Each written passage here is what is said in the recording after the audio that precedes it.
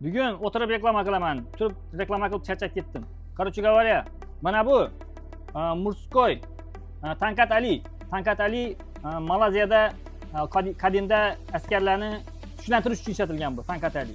Hozir siz o'zingizni kuchlantirish uchun ishlatasiz buni.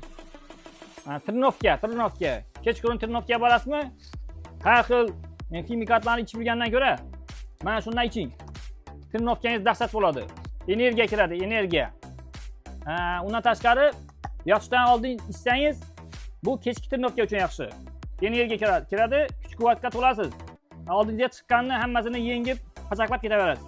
Tushundingizmi? Shuning uchun Murskoy erkaklar, qaydasizlar, eshitibmisizlar? Uyalmasdan zakaz qiling, uyalmasdan.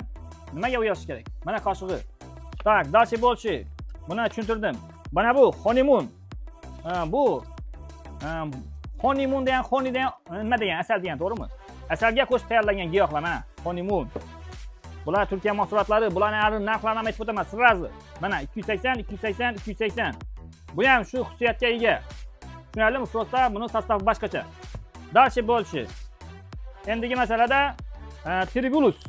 Tak, tribulusni bilasizlar, tribisteron. Eshitgansizlar, tribisteron. Mana kapsulasi bor. Erkaklar quvvati. Bu tribulus degani. Bu ham shu yakrsidan tayyorlangan, temir tikandan tayyorlangan asosiy sostavi, ichida boshqa narsalar ham bor. Demak, bu ham xuddi shunaqa kuchlantiruvchi mahsulotlardan biri hisoblanadi. Tak, endi dalshi bo'lshi.